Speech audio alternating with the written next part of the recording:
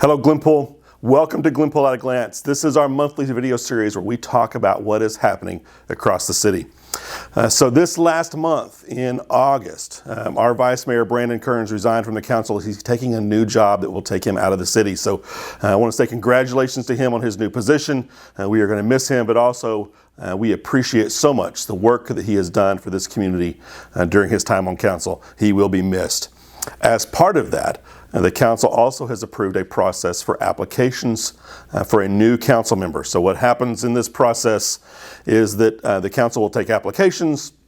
You have until the 13th of September to turn that into us. That is a Friday, which means we are closing at 11:30. So you need to have those applications to us prior to close of business, prior to 11:30 on the 13th of September. The council will review all of those applications, interview everybody that has put in an application during a special council meeting on September 23rd. So this is not normal ones. This is a special meeting on the 23rd. So please plan to be here that night if you're putting in an application. They will do an interview process, and then from that they will choose the replacement. The way the law works, once that replacement is set, they will automatically have to run at the next election, which means those members or anybody else that wants to file will be open to file again come February of next year, with an April election next year to fill the remainder of that 2-year term. Okay, so a little bit different process in this. Want everybody to understand this is how the process will work as we move forward. And so that you're interested, to go out to our website. All of the information is there. We posted it on our social media right after it happened a few weeks back. And we'll be posting it again about the same time this video comes out. So you'll have another chance to get a link on our social media back to the application page if you're interested in that. Quick update on a couple of projects going on around town. Obviously, Highway 75 is underway. We understand it is a pain. It is a pain for all of us. And thank you for being patient with us through this process. Just as a reminder, this is not a city project. We have no control over how this is moving forward. This is through Oklahoma Department of Transportation, and it is their project, their contractor. But we are working with them. We continue to meet with them. We work to try to minimize areas where we see major problems, but we have limited ability to control that. That is dictated in the construction schedule that's already been approved by ODOT. So with that, if you still haven't heard exactly what's going on or what it's going to look like, you can always go out to the ODOT website. We will put a link here in this video to show you where to go for that process. You can get all the details on the project itself on the Oklahoma Department of Transportation website. It will talk about what it's going to look like, and you can even see the plans if you want to get into in-depth into how that process works. But we will also make sure that we are doing our best to keep you informed as we learn of changes. Sometimes we learn of them at the last minute, just like you do. But we will do our best to put that out on social media as we learn of some of those changes and how that moves forward. The other big piece that's been happening here lately with council is that we had the council in September at their first meeting this month just approved the draft plan corridor study for 151st Street. So that's Highway 67, 151st. As we've talked about a number of times over the past in these videos, we have been doing a corridor study in partnership with the city of Bixby, in partnership with NCOG here in the Tulsa region, as well as with ODOT. So that draft report is finished. Glenpool has now officially adopted it and sent it to ODOT for their review and approval. So once Bixby has done that and the other parties to this and ODOT gets it and they're finalized, once the draft plan becomes an official final plan, we will post it on our website so you can see it there. If you want to see a copy of the draft plan, you can go look at our September agenda page. It was on there. Just keep in mind, it is draft. It still might change a little bit. And as I said, once we know the final version, we will make sure that gets out on our website for you to see. The other piece that is coming up is the wastewater treatment plant. We continue to talk about this plant. It is a quick project, and we are moving forward at record pace on this. Plans are basically done. We're doing some final tweaks on a couple of things, but we're at what's considered 100% on the plans. The council saw those plans and had a chance to review those and look at the overall site layout at their last council meeting. And the plan at the moment is to go out to bid in October.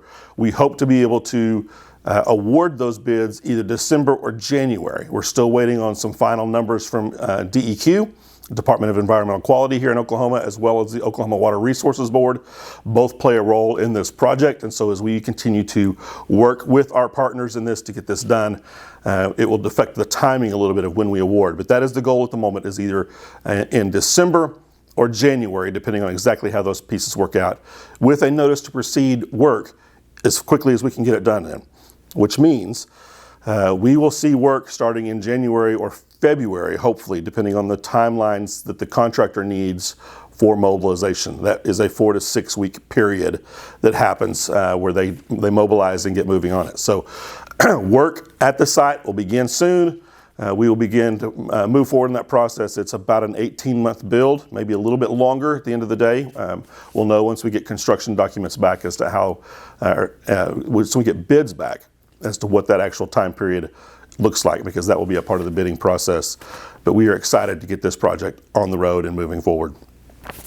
The other big piece that we've talked about in the past that will shape our future, we believe, for the long term, is our strategic planning process for the city. Council has been working on this with staff over the past several months.